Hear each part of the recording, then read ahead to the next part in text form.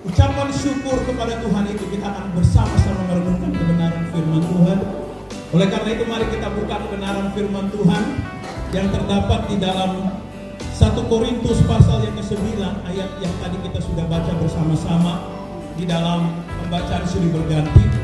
Dan saya sekali lagi akan membaca ayat yang ke-16, ayat yang ke-17, lalu ayat yang ke-23 dan diakhiri nanti dengan ayat yang ke-27. Jadi saya hanya baca 4 ayat itu saja karena kita sudah baca semua tadi ya. Dan kita akan melihat dari keseluruhan pas ayat 16 sampai ayat 27 apa yang Tuhan mau sampaikan kepada kita pada pagi hari ini. Saya akan bacakan, saudara memperhatikan di dalam Alkitab saudara masing-masing. Demikianlah firman Tuhan. Karena jika aku memberitakan Injil, aku tidak mempunyai alasan untuk memegahkan diri. Sebab itu adalah keharusan bagiku. Celakalah aku jika aku tidak memberitakan Injil. Kalau andai kata aku melakukannya menurut kehendakku sendiri, memang aku berhak menerima upah. Tetapi karena aku melakukannya bukan menurut kehendakku sendiri, pemberitaan itu adalah tugas penyelenggaraan yang ditanggungkan kepada aku. Ayat 23, segala sesuatu ini aku lakukan karena Injil, supaya aku mendapat bagian dalamnya. Dan ayat ke-27, tetapi aku melatih tubuhku dan menguasainya seluruhnya, supaya sesudah memberitakan Injil kepada orang lain, jangan aku sendiri ditolak.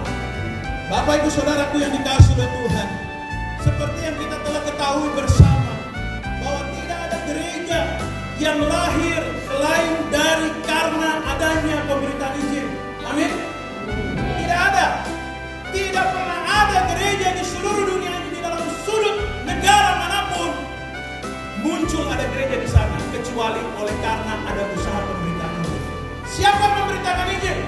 Orang-orang yang telah percaya kepada Yesus. Kenapa harus orang-orang yang percaya kepada Yesus?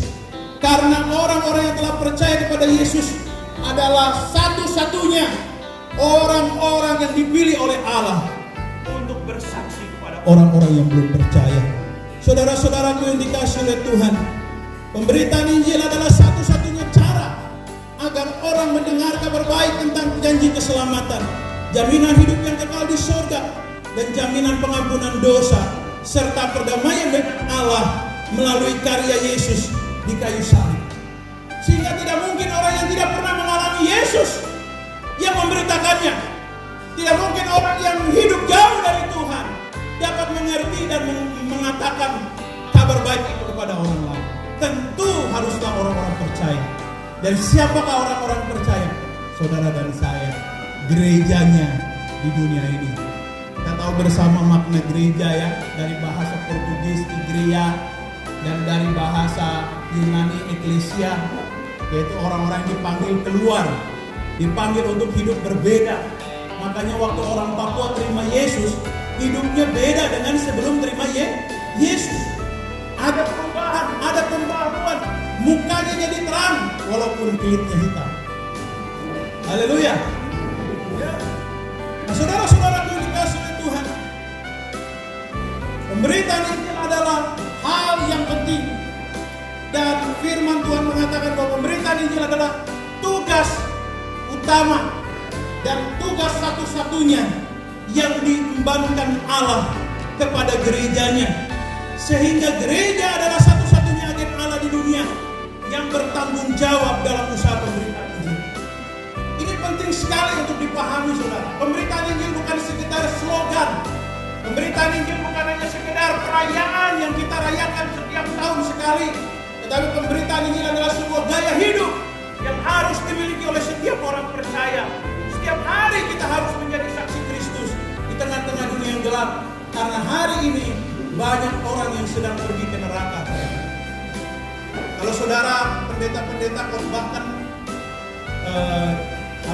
bahan kabaran Injil yang dikirim oleh Departemen PI, minggu yang lalu kita berkhotbah tentang statistik ya. Setiap 2 detik berapa orang, setiap 1 detik berapa orang mati? 2 orang. Bayangkan itu saudara, 2 orang mati dalam 1 detik, berarti dalam 1 menit ada berapa orang mati? 120.000 orang mati saudara. Dalam hanya waktu 1 menit, berarti 1 jam berapa? Berarti 1 hari berapa? orang yang sedang mati hari ini dan pergi ke neraka. Sehingga pemberitaan Injil bukan hanya sebuah slogan, harus menjadi gaya supaya kita menolong orang-orang yang akan pergi ke neraka, supaya mereka tidak pergi ke sana dan memperoleh keselamatan dalam Yesus. Seorang tokoh baptis yang bernama Harold J. Fickett menulis buku Kepercayaan Kaum Baptis Suatu Pedoman, yang saya yakin itu ada bukunya dipegang oleh gembala-gembala dan dipegang juga oleh kita semua. Dia pernah mengatakan begini, saudara, Alkitab terang-terangan menuntut agar kegiatan bergereja bersifat penginjilan dalam jangkauannya keluar. Yesus mengatakan dalam Kisah Rasul 1 ayat 8, tetapi kamu akan menerima kuasa kalau Roh Kudus turun atas kamu, dan kamu akan menjadi saksiku di Yerusalem dan di seluruh Yudea dan Samaria dan sampai ke ujung bumi.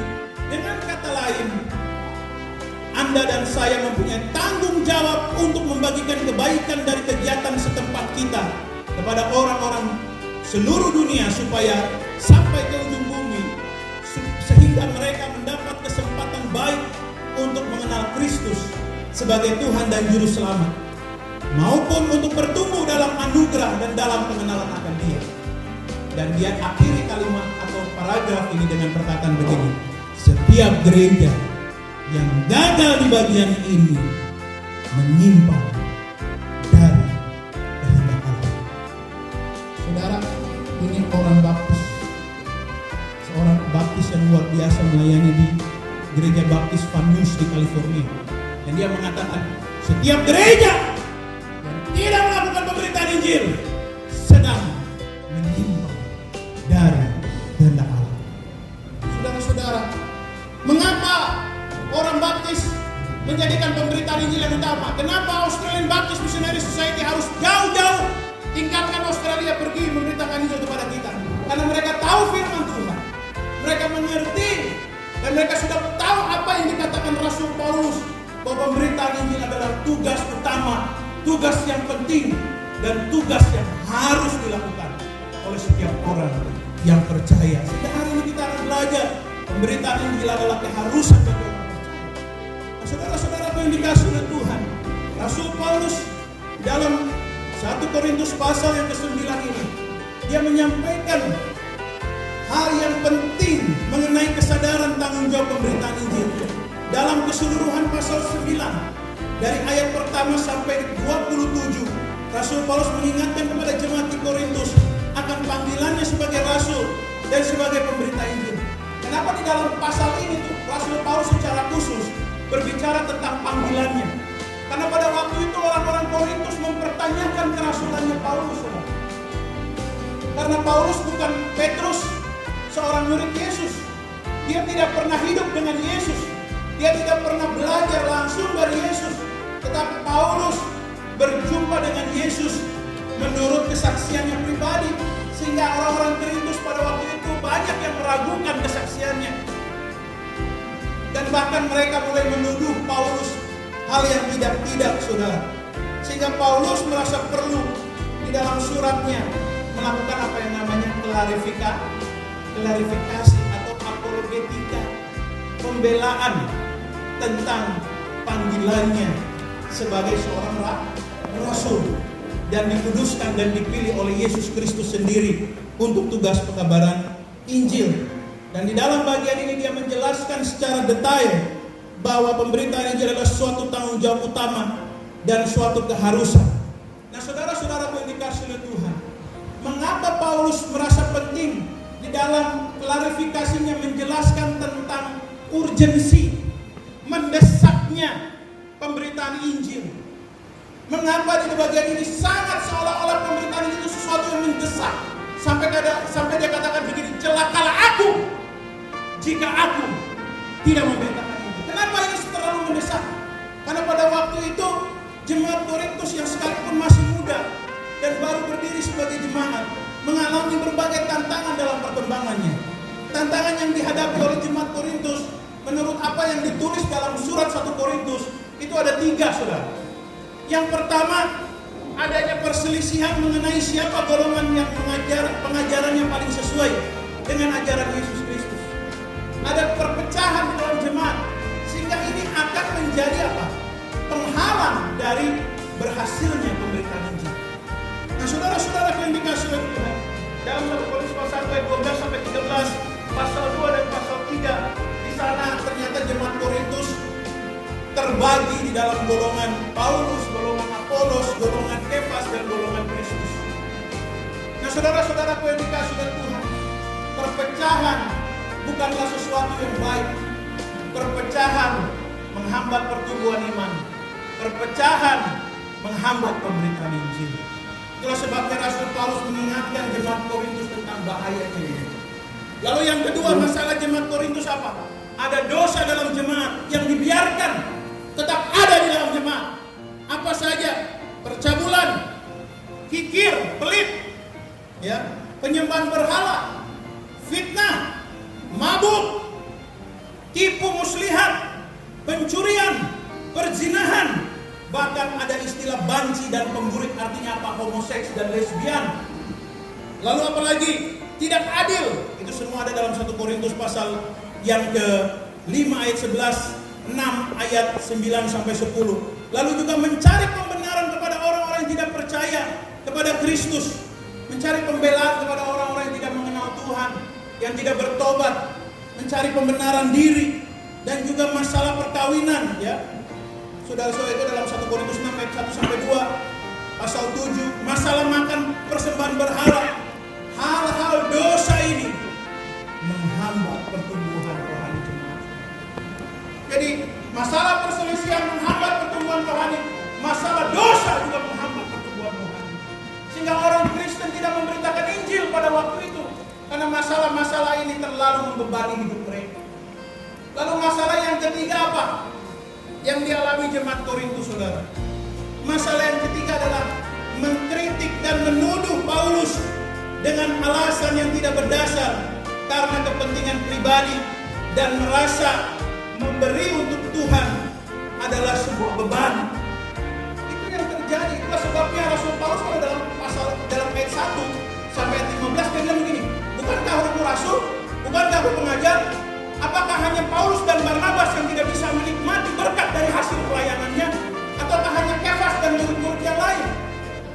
Firman Tuhan katakan, jangan memberangus mulut lembu yang sedang mengirik. Artinya apa? Bahwa seorang pemberita Injil boleh dan layak hidup dari pemberitaan Injil. Pendeta-pendeta, penginjil-penginjil harus dibiayai makan minumnya dari anak-anak Tuhan. Itu Paulus sampaikan, saudara. Karena ada orang bertutur yang bilang, ada yang bilang Paulus ini mata uang. Karena saudara, jemaat Korintus ini kaya, ya, banyak pengusaha sukses karena itu kota besar, saudara. Sehingga akhirnya orang-orang kaya ini berpikir mereka bisa pengaruhi Paulus supaya Paulus ikut dia. Begitu Paulus tidak ikut dia punya mau, mereka bilang, Paulus tidak datang cuma cari uang kita, dia tidak mau ikut kita. Yang memang Paulus memang tidak dipanggil untuk ikut orang, tapi dipanggil untuk ikut Tuhan Yesus. Saudara-saudara yang dikasihi oleh Tuhan, tiga masalah utama ini menghambat pertumbuhan iman jemaat Korintus. Dan terhambatnya pertumbuhan iman jemaat Korintus ini membuat pemberitaan Injil tidak berjalan. Saudara-saudara, saya harap persekutuan gereja-gereja baptis dengan peka dapat melihat tiga masalah ini. Jika ada itu di dalam gereja saudara, segera bereskan. Supaya gereja kita menjadi gereja yang misioner. Gereja kita menjadi gereja yang bangkit untuk membawa jiwa kepada Kristus Yesus. Saudara-saudara yang dikasihi oleh Tuhan, itulah sebabnya dari ketiga hal ini, perselisihan, dosa, tuduhan, perlakuan jahat terhadap hamba Tuhan yang memberitakan kebenaran harus ditinggalkan dari gereja, harus dibuang dari gereja. Dan Paulus melanjutkan bahwa tidak ada fokus lain, tidak ada tujuan lain, tidak ada motivasi lain selain dari pemberitaan Injil Yesus Kristus, karena hal itu adalah keharusan. Nah, saudara-saudaraku yang kasih oleh Tuhan, setelah Paulus menjelaskan dasar-dasar itu, masalah-masalah itu, lalu pertanyaannya muncul adalah bagaimana kita memiliki pengertian dan menyadari bahwa pemberitaan Injil adalah keharusan bagi orang percaya. Yang pertama, saudara, ada tiga hal. Saya khotbah tidak lama-lama ya. Tiga hal, saudara. Yang pertama, menyadari pemberitaan Injil bukan kehendak pribadi tetapi kehendak Allah. Itu terletak dalam ayat 16-17 tadi. Firman Tuhan dia bilang apa?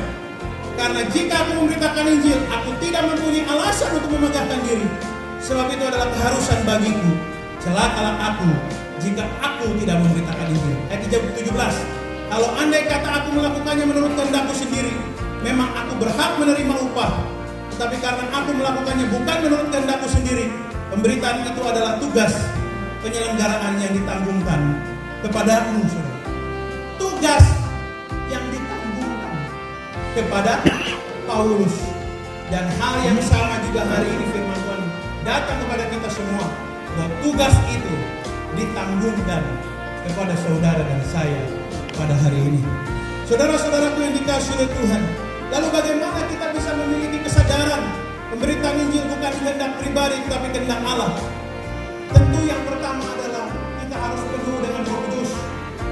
Kisah para Rasul pasal 1 ayat 8 katakan, kamu akan menerima kuasa kalau Roh Kudus turun ke atas kamu dan kamu akan menjadi saksiku. Ini dalam ayat 17 tadi dikatakan, tetapi karena aku melakukannya bukan menurut kehendakku sendiri, pemberitaan itu adalah tugas penyelenggaraan yang ditanggungkan kepada aku. Pemberitaan Injil tidak muncul dari hati Paulus, tetapi pemberitaan Injil itu muncul dari kuasa Roh Kudus yang memenuhi Paulus. Sehingga orang yang dipenuhi Roh Kudus pasti memberitakan Injil. Orang yang dipenuhi Roh Kudus pasti mendukung pemberitaan Injil. Orang yang dipenuhi Roh Kudus pasti tidak menghambat pemberitaan Injil. Amin. Nah, saudara-saudara yang dikasihi oleh Tuhan, lalu menjadi satu pertanyaan pada hari ini, banyak orang Kristen, baik pendeta, badan pelayan, anggota jemaat, tidak merasa pemberitaan Injil adalah tugas yang utama. Banyak orang yang merasa kecewa, banyak orang merasa ditipu. Iya loh, saya langsung bicara di konteks gereja kita. Banyak orang merasa PI itu berpeluang, ujung-ujungnya tidak dipakai benar-benar. Berapa banyak orang-orang yang menghambat pemberitaan Injil karena fokus matanya kepada oknum. Padahal yang salah Tuhan atau manusia yang salah? Manusia yang salah. Tuhan tidak pernah salah. Waktu kau memberi untuk pekerjaan Tuhan, Tuhan akan memberkati engkau. Waktu kau mendukung pekerjaan Tuhan, maka Tuhan akan menyatakan kemuliaannya ke dalam kehidupanmu. Masalah uang itu tidak dikelola dengan baik, Tuhan akan berperkara dengan orang. Kenapa hambat pekerjaan Tuhan? Hanya karena pikiran-pikiran duniawi yang sesaat saja. Karena satu kali kecewa lalu pandang semua orang seperti itu. Padahal tidak semua orang. Ada orang-orang yang mengasihi Tuhan. Kita di Gereja Baptis Papua tidak kekurangan hamba-hamba Tuhan yang masih setia, yang masih sungguh-sungguh mengasihi Tuhan. Hanya bagaimana jemaat secara bijaksana memilih orang-orang yang tepat untuk mengelola berkat-berkat Tuhan, supaya berkat-berkat Tuhan itu dipakai betul-betul untuk pekerjaan Tuhan, bukan untuk kepentingan satu, dua golongan atau kelompok atau orang-orang tertentu. Ini yang harus kita rubah, mindset ini yang harus kita rubah di dalam persekutuan Gereja Baptis Papua, saudara yang dikasihi Tuhan. Nah, saudara-saudara yang dikasihi oleh Tuhan, hamba-hamba Tuhan, badan pelayan, jemaat, haruslah orang-orang yang suci, haruslah orang-orang yang kudus, supaya apa? Pelayanan pemberitaan Injil tidak dihambat. Berapa banyak pemberitaan Injil gagal karena hamba-hamba Tuhan pendeta tidak mengembalakan jemaat dengan baik, tidak mendidik anak-anaknya dengan baik, sehingga akhirnya jemaat mencibir pelayanan. Kita perlu mengevaluasi diri. Berapa banyak badan-badan pelayan, majelis tua-tua, kamu menjadi perongrong, kamu menghambat dengan protes-protesmu dalam setiap usulan-usulan hamba-hamba Tuhan untuk pekerjaan Tuhan. Kita harus bertobat dari ini. Jangan karena kamu punya uang, kamu atur-atur gereja. Kalau kamu berpikir uangmu bisa atur gereja, tidak usah kasih uang lagi ke gereja. Lebih baik gereja bangkrut daripada uang-uang yang dikumpulkan orang-orang kita takut akan Tuhan. Lebih baik tidak perlu bantuan bupati, tidak perlu bantuan DPR. Kalau orang-orang itu tidak takut akan Tuhan, ngapain? Dan saya percaya sebagai hamba Tuhan, Allah yang aku layani adalah Allah yang setia, Allah yang aku sembah, Allah yang aku puji.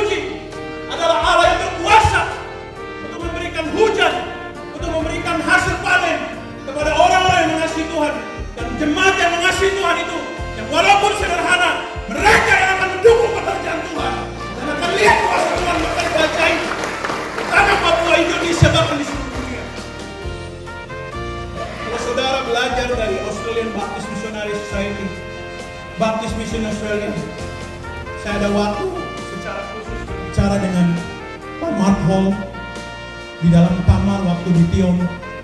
Hampir 2 jam kami duduk bicara. Saya tanya, Bapak kalau di Australia itu bisa utus misionaris tuh jemaatnya kaya-kaya kah? Tidak kan? Jemaat tuh ada yang cuma kerja kuli bangunan, ada yang kerja angkat sampah. Tetapi karena hati mereka disentuh oleh Roh Kudus, maka mereka mendukung pekerjaan pemberitaan Injil. Oh, kenapa ya kalau di Papua kita semua selalu bersandar pada orang kaya, pada pejabat? Itu tugasmu, nak. Udah. Jadi saya mengerti bahwa ternyata bukan orang-orang kaya yang dipakai Tuhan, tapi orang yang mengasihi Tuhan. Saya tidak bilang begini, bukan melarang saudara kaya. Saudara boleh kaya, saudara boleh duduk di dalam kepemimpinan hebat di tanah Papua ini. Saya sangat berdoa untuk itu, dan saya mendukung itu karena apa? Di Alkitab Raja Daud, dia pemimpin sebuah kerajaan. Nehemia, dia seorang bupati, tetapi hatinya mengasihi Tuhan dengan sungguh-sungguh, sehingga mereka tidak pernah bersungut untuk mendukung pekerjaan Tuhan. Bahkan oleh mereka bangsa Israel dibawa kepada pengenalan akan Allah. Saya mau ada anak-anak muda yang hari ini hadir di tempat ini. Mungkin Anda besok kader-kader ke depan, besok akan jadi bupati, besok akan jadi gubernur, besok akan jadi pemimpin-pemimpin di DPR. Ingat khotbah hari ini, jadilah orang yang mengasihi Tuhan dengan sungguh-sungguh, supaya uang itu tidak membutakan kamu, supaya kekayaan itu tidak mensilaukan engkau dan membelokkan engkau dari apa yang menjadi tujuan dan kehendak Allah. Mari saudaraku yang dikasih, maka perlu kita menyadari supaya gereja bisa bangkit untuk memberitakan Injil. Jangan sampai kita dihambat oleh orang-orang berdosa yang masih ada di gereja, yang menghambat pekerjaan Tuhan. Jangan sampai. Mari kita semua mengaku dosa di hadapan Tuhan, evaluasi komitmen dengan Tuhan. Tuhan akan memulihkan Anda, Tuhan akan memperbaharui Anda. Anda akan dibawa Tuhan kepada hal-hal yang Anda tidak pernah pikir bahwa Anda akan sampai di sana. Kenapa? Karena Anda menyerahkan hidupmu sepenuhnya hanya kepada Kristus Yesus. Saudara-saudara yang dikasihi oleh Tuhan, Rasul Paulus menyadari ini, sehingga dia tidak pernah digentarkan oleh apapun. Tidak ada uang, pelayanan tetap jalan. Tidak ada makan, tetap pemberitaan jalan. Bahkan saat di penjara pun, dalam Filipi pasal yang pertama dia bilang apa? Saudara-saudaraku, aku ingin engkau tahu, supaya apa yang aku alami, supaya kamu tahu bahwa apa yang aku alami justru memberikan keuntungan dan perkembangan bagi pemberitaan Injil. Wah, luar biasa ya. Orang ada di penjara tapi dia bilang justru dengan saya di penjara ini pemberitaan Injil makin berkembang. Gak masuk akal, saudara. Gak masuk akal. Tapi itu semua karena apa? Karena orang itu, Paulus, bersandar hanya kepada Yesus. Dan dia tahu apa kehendak Allah dan dia melakukannya. Maka dia melihat kemuliaan Allah nyata dalam setiap situasi, keadaan, kondisi kehidupannya. Saudara mengalami hal yang sama? Mari kita menyadari bahwa pemberitaan Injil bukan kehendak pribadi, tetapi kehendak Allah. Celakalah aku jika aku tidak memberitakan Injil. Celakalah Gereja Baptis Papua jika Gereja Baptis Papua tidak memberitakan Injil. Celakalah kamu gembala-gembala jika kamu menghambat pemberitaan Injil. Celakalah kamu badan-badan pelayan jemaat jika kamu menghambat dan tidak mendorong jemaat untuk memberitakan Injil.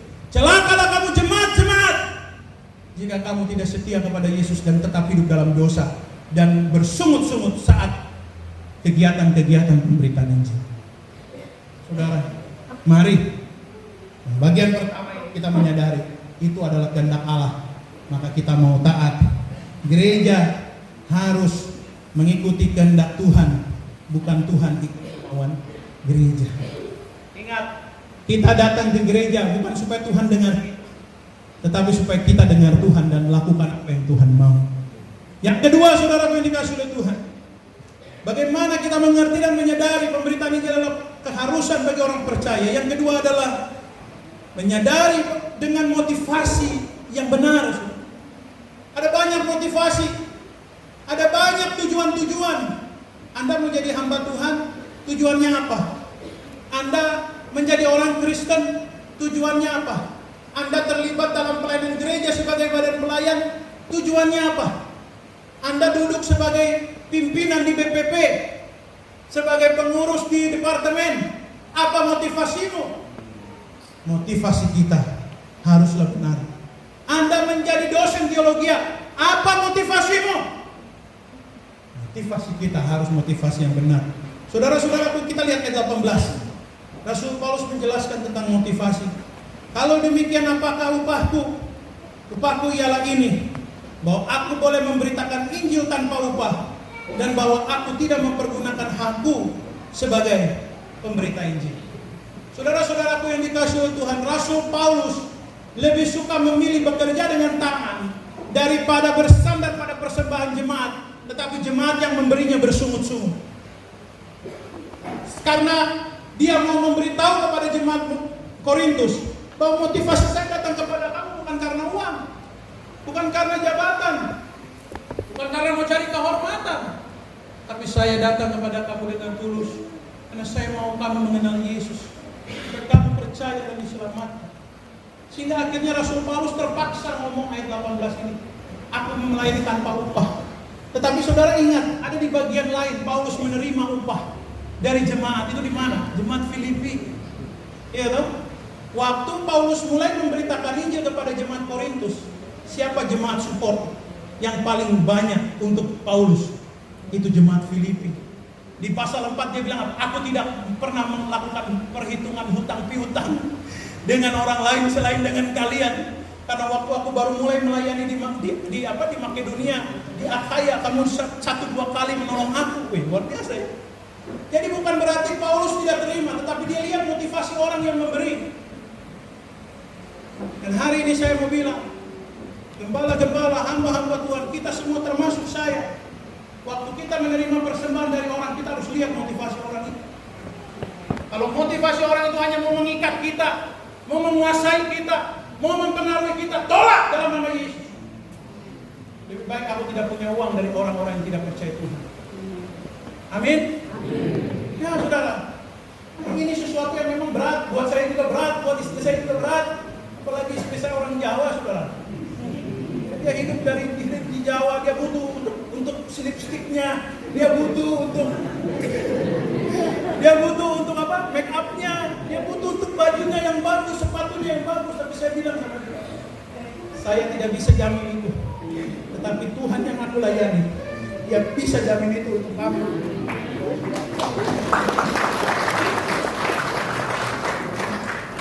Dan kami menikah, dan sejak itu saya bersyukur istri saya tidak pernah bersungut-sungut, saudara. Dia selalu ikut. Kita pindah ke Sorong, saudara. Waktu itu saya pindah dengan baju saja. Ya. TV, kulkas, tempat tidur, semua saya kasih orang. Saya dengan baju saja saya pergi ke Sorong dengan iman. Kalau saya pergi kosong, Tuhan akan sediakan di Sorong. Dan Tuhan berkati kami di Sorong. Dan setelah itu Tuhan tantang lagi setelah 5 tahun. Kami menikmati berkat Tuhan luar biasa di sana. Dan Tuhan bilang, pergi kembali ke gereja untuk melayani Tuhan. Saya berikan lagi barang-barang saya kepada orang lain. Saya pergi dengan buku-buku saya, dengan baju, tinggal di rumah adik saya laki-laki, Misael Wakil Kuasa. Dan hari ini Tuhan berkati kami. Tuhan tidak pernah meninggalkan orang-orangnya yang mengasihi kepada Tuhan. Tuhan tidak pernah membiarkan orang-orangnya yang setia kepada Tuhan. Pengalaman saya bukan berarti saya lebih hebat dari saudara, tidak. Tuhan yang aku layani adalah Tuhan yang saudara sembah. Tuhan yang aku percaya adalah Tuhan yang saudara percaya. Tuhan yang sama, dia akan bekerja sama hebatnya, sama dahsyatnya, sama ajaibnya di dalam kehidupanmu jika kau melakukan dan setia hanya kepada Yesus. Amin. Amin. Mari saudara, motivasi yang benar. Itulah sebab Rasul Paulus katakan, lebih baik aku melayani tanpa upah. Karena tugas pemberitaan Injil ini aku bangga karena Yesus sudah memilih aku. Ayat 19 katakan, sungguh pun aku bebas terhadap semua orang. Aku menjadikan diriku hamba dari semua orang, supaya aku boleh memenangkan sebanyak mungkin orang. Demikianlah bagi orang Yahudi, aku menjadi seperti orang Yahudi, supaya aku memenangkan orang-orang Yahudi. Bagi orang-orang yang hidup di bawah hukum Taurat, aku menjadi seperti orang yang hidup di bawah hukum Taurat, Sekalipun aku sendiri tidak hidup di bawah hukum Taurat, supaya aku dapat memenangkan mereka yang hidup di bawah hukum Taurat. Bagi orang-orang yang tidak hidup di bawah hukum Taurat, aku menjadi seperti orang yang tidak hidup di bawah hukum Taurat. Sekalipun aku tidak hidup di luar hukum Allah, karena aku hidup di bawah hukum Kristus, supaya aku dapat memenangkan mereka yang tidak hidup di bawah hukum Taurat. Bagi orang-orang yang lemah, aku menjadi seperti orang yang lemah, supaya aku dapat menyelamatkan mereka yang lemah. Bagi semua orang, aku telah menjadi segala-galanya, supaya aku sedapat mungkin memenangkan beberapa orang dari antara mereka. Segala sesuatu ini aku lakukan karena Injil, supaya aku mendapat bagian di dalamnya. Mari saudara, kita punya motivasi yang benar. Lebih baik kita menjadi orang yang biasa-biasa, tidak terkenal secara media, mungkin tidak terkenal, mungkin tidak terlalu sering diundang-undang khotbah di mana-mana, tetapi Anda adalah orang-orang yang banyak memenangkan jiwa bagi Yesus. Itu lebih indah daripada dikenal orang, daripada dihormati orang. Karena kita tidak mencari hormat manusia, tetapi kita mencari perkenanan Tuhan. Karena nanti suatu hari pada saat malaikat Tuhan meniup sangkakala, Tuhan datang, saudara-saudara akan disambutnya dan dikatakan, marilah masuklah, hai kamu yang dikasihi, turutlah dalam kebahagiaan Tuhanmu. Ketika aku lapar, kau kasih aku makan. Waktu aku minum, kau kasih minum. Waktu aku telanjang, kau kasih baju. Ya Tuhan Yesus bilang itu. Dan kita heran nanti waktu itu. Tuhan, kapan kau telanjang? Kapan kau di penjara? Kapan kau tidak punya uang? Saat kau lakukan kepada orang-orang yang kecil, kau melakukannya untuk aku. Tuhan Yesus bicara tentang pemberitaan Injil. Waktu kita berbagi kepada orang yang belum percaya, dan dia tergerak oleh berita Injil itu dan datang kepada Yesus, saat itu nama kita sudah tercatat. Saat itu Tuhan sudah siapkan mahkota. Nah, saudara-saudaraku yang dikasihi oleh Tuhan, mari kita punya motivasi yang benar. Aku lakukan segala sesuatu karena Injil, bukan karena uang, bukan karena untuk terkenal, bukan untuk dihormati orang, tetapi karena Injil. Baik gembala, penginjil, pejabat, badan pelayan, jemaat, anak muda, semua, mari kita bekerja dengan tekun, setia kepada Tuhan, bekerja pelayanan kita, supaya kita mendapat bagian di dalam kemuliaan yang Tuhan siapkan di kerajaan surga nanti. Berkat di dunia pasti dapat. Yang ketiga, yang terakhir saudara, yang ketiga,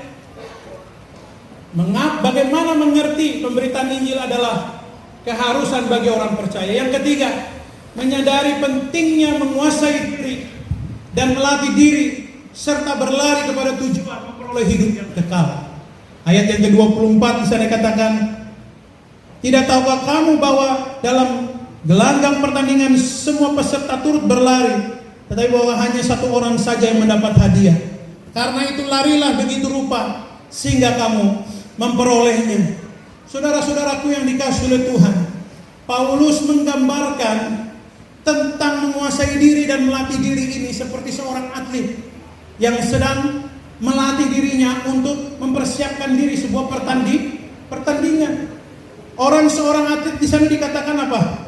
Di sana dikatakan bahwa tidak tahukah kamu bahwa dalam gelanggang pertandingan semua peserta turut berlari, tapi bahwa hanya satu orang saja yang mendapat hadiah. Kenapa harus ada persiapan? Kenapa harus ada latihan? Kenapa? Karena hadiah hanya diberikan kepada satu orang yang menjadi pemenang. Itulah sebabnya selanjutnya dikatakan larilah begitu rupa. Saya baru tahu loh saudara, waktu saya nonton di YouTube tentang atlet lari ya, ada atlet lari dari Kenya yang terkenal, saya lupa namanya, tapi dia cerita bahwa untuk menjadi pelari maraton ada teknik larinya saudara. Kapan harus jinjit, kapan harus kakinya injak, ya, kapan harus sprint, kapan harus jogging lagi, supaya bagaimana fisiknya tidak cepat capek. Jadi ternyata ada caranya dan itu butuh latihan dan tidak gampang saudara. Dan saya pikir Rasul Paulus hebat ya. Di zaman itu dia sudah mengerti ini. Ya, padahal saya berpikir mungkin pelari itu karena di zaman modern sehingga ada teknologi modern tentang bagaimana mempelajari metabolisme tubuh sehingga bisa memberikan arahan bagaimana cara berlari yang baik. Tapi ternyata dari zaman Paulus sudah mengerti ini, ada bicara larilah begitu rupa. Jadi ada tekniknya, ada caranya, sehingga itu perlu latihan. Wah, luar biasa ya. Saya sangat tertegun sekali dengan ini, saudara. Dan di situ dikatakan lagi selanjutnya, tiap orang yang turut mengambil bagian dalam pertandingan menguasai dirinya dalam segala hal. Pasti dia kuasai apa? Pola makan. Jangan banyak makan lemak ya. Lagi kita kalau orang lani kalau jadi pelari susah. Gemuk, amok, ya toh. Bagaimana mau lari? Ya toh, walaupun badan kurus tapi lemak di pinggang, lemak di pantat, lemak di paha, itu yang bikin berat, saudara. Ya, nah, saudara-saudara menguasai diri artinya apa? Pola makan dijaga. Kapan tidur, kapan bangun, kapan latihan, kapan istirahat. Saya ingat membaca biodatanya Cristiano Ronaldo. Saudara tahu ya, pemain sepak bola terkenal tuh. Kenapa usia 38 dia masih main di liga profesional sampai hari ini? Dan dia masih mencetak gol seperti waktu dia muda. Dia punya jam tidur ada, dia punya jam makan ada, dia punya jam berenang ada, dia punya jam fitness ada. Wah, saya bilang luar biasa. Dan dia tidak pernah makan selain ikan, dan dia tidak pernah minum selain air putih. Makanya usia 38 tahun kadar lemaknya hanya 2% di dalam tubuh, sisanya otot semua, sehingga sampai tua masih bisa lari dan main sepak bola. Wah, harus menguasai diri. Lalu kalau di dalam kekristenan menguasai diri seperti apa, saudara? Orang percaya menguasai diri dan mendisiplinkan diri agar rohaninya yang sehat, bukan tubuh jasmani. Rohaninya sehat. Orang percaya berlatih dalam bersandar kepada Kristus. Orang percaya harus berlatih bersandar kepada Kristus. Orang percaya harus berlatih melakukan perintah-perintah Kristus. Setiap apa yang ada dalam Alkitab lakukan. Orang percaya harus belajar Alkitab tentang Injil Kristus supaya bisa beritakan kepada orang lain. Dan orang percaya harus hidup dalam kekudusan. Karena tanpa kekudusan tidak ada seorang pun dapat memandang Allah. Agar pemberitaan Injil merupakan suatu berita yang hidup dan berkuasa dalam pelayanan kehidupan orang percaya. Saudara-saudara, ternyata kita harus melatih diri kita, saudara. Dan saya memahami, ternyata di ayat yang ke-26 ya, sebab itu aku tidak berlari tanpa tujuan, dan aku bukan petinju sembarang saja memukul, ayat 27, tetapi aku melatih tubuhku dan menguasai seluruhnya. Artinya begini, saudara, saya mengerti bahwa ternyata mahkota itu tidak diberikan kepada semua orang percaya, hanya kepada orang-orang yang betul-betul percaya. Karena sekarang, di zaman sekarang kan, waktu kita bilang percaya perlu selidiki, saudara. Ngomong aku percaya Yesus, tapi kalau ada masalah ke dukun. Aku percaya Yesus, tapi kalau ada marah, tersinggung, tidak bisa mengampuni. Aku percaya kepada Yesus, tetapi sembunyi-sembunyi masih bikin dosa. Apakah itu bisa dikatakan percaya Yesus? Nggak bisa. Karena orang yang percaya Yesus, dia akan dipenuhi Roh Kudus. Orang yang dipenuhi Roh Kudus akan selalu disadarkan akan dosa, akan selalu disadarkan akan kebenaran, akan selalu disadarkan akan penghakiman, sehingga tidak mungkin orang itu akan bertekun di dalam dosa. Kalaupun masih bisa berdosa, tetapi kebiasaan berdosanya berkurang, bukan bertambah. Kalau bertambah, pertanyaan besar, walaupun itu seorang pendeta, saudara, walaupun itu seorang majelis atau badan pelayan, walaupun itu jemaat yang katanya setia setiap minggu ke gereja, belum tentu. Tapi kita harus melatih diri supaya kita apa? Berlari begitu rupa. Kita tahu cara lari rohani yang benar dan kita memperoleh mahkota. Rasul Paulus mengingatkan ini kenapa? Dia sendiri bilang di bagian terakhir 27 begini. Masih seluruhnya supaya apa? Sesudah memberitakan Injil kepada orang lain, jangan aku sendiri ditolak. Hati-hati, saudara. Saya mau bilang dengan jujur bahwa pada akhir zaman nanti, saya ingat ini khotbah dosen saya di dalam ibadah komunitas namanya Pendeta Dr. Edi Suranta Ginting, orang Karo, saudara. Dia khotbah begini, saudara-saudaraku, anak-anak Tuhan, pemuda-pemuda yang sedang dipersiapkan jadi hamba Tuhan, camkanlah ini. Pada akhir zaman akan terjadi kejutan-kejutan yang akan kamu lihat dan kamu akan tercengang-cengang. Kenapa? Pendeta besar yang terkenal yang kamu bilang hebat itu masuk neraka. Paulus dia bilang, sesudah aku memberitakannya, jangan aku sendiri ditolak. Artinya kemungkinan Anda masuk neraka tetap terbuka, saudara. Keselamatan memang di dalam Yesus, tetapi betul-betul percaya nggak? Betul-betul mengandalkan nggak? Atau Anda bilang, aku percaya Yesus, tapi kenyataannya Anda hamba uang. Aku percaya Yesus, kenyataannya hamba lembaga. Aku percaya Yesus, ternyata hamba setan atau hamba dosa. Hati-hati. Yang dilihat jemaat bisa Anda sembunyikan, tetapi di hadapan Allah tidak ada yang tersembunyi. Mari kita punya kesadaran seperti Paulus. Mari kita sungguh-sungguh supaya jangan kita sendiri ditolak. Mari kita melatih diri dan menguasainya supaya sungguh-sungguh kita menjadi orang-orang yang mengerti kehendak Allah. Dan hari ini kehendak Allah bahwa Tuhan mau supaya orang yang belum percaya boleh diselamatkan. Mari saudara dan saya, kita mari bergiat bagi pemberitaan Injil. Jangan lagi kecewa, jangan lagi bersungut-sungut, jangan lagi menghambat-hambat pekerjaan Tuhan.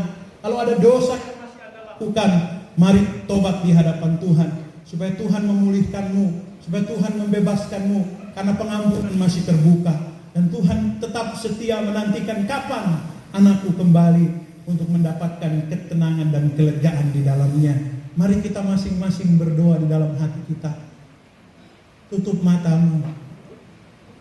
Hari ini biarlah kita merenungkan, saudara. Hari ini mari merenungkan dosa apa yang masih menghambat pertumbuhan rohani saudara dan saya. Yang menghambat kita untuk melibatkan diri dalam penginjilan. Mari kita pribadi tidak perlu bicara hak pribadimu dengan Tuhan.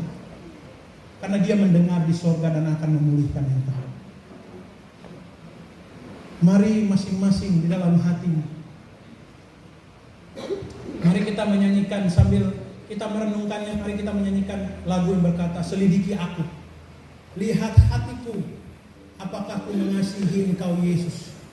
Kau yang maha tahu dan menilai hidup, tak ada yang tersembunyi bagimu. Mari kita menyanyikan pujian. Selidiki aku, lihat hatimu, apakah ku sungguh mengasihimu, Yesus, Kau yang maha tahu dan menilai hidupku,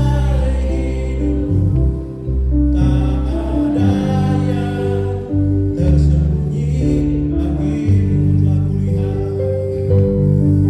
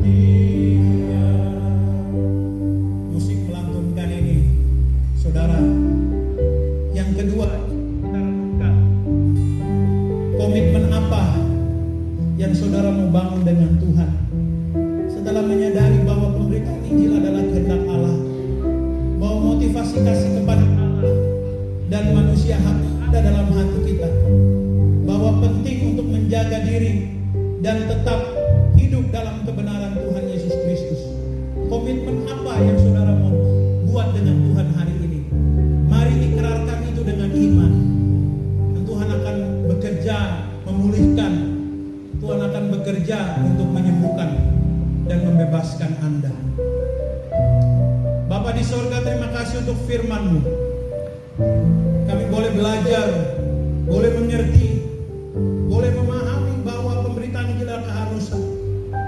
Ampuni kami kalau selama ini kami menjadi penghambat pemberitaan Injil. Ampuni kami kalau selama ini kami tidak peka akan kehendak Allah. Ampuni kami kalau selama ini kami tetap hidup di dalam dosa. Tetapi hari ini kami semua jemaat Persekutuan Gereja-Gereja Baptis Papua di wilayah Jayapura Kerom, kami mau buat komitmen baru di hadapan Tuhan. Kami mau taat kepada Engkau dan hanya Engkau sajalah yang menjadi pengharapan kami. Tuhan, biarlah Roh Kudus-Mu menggerakkan hati kami, Roh Kudus-Mu menguasai kami, Roh Kudus-Mu memperbaharui motivasi kami, supaya motivasi kami searah dengan kehendak Allah, supaya kehendak kami searah dengan kemauan Tuhan, supaya pikiran kami searah dengan pikiran Kristus. Roh Kudus meneguhkan firman yang telah kami dengar dan kami lakukan dalam hidup kami.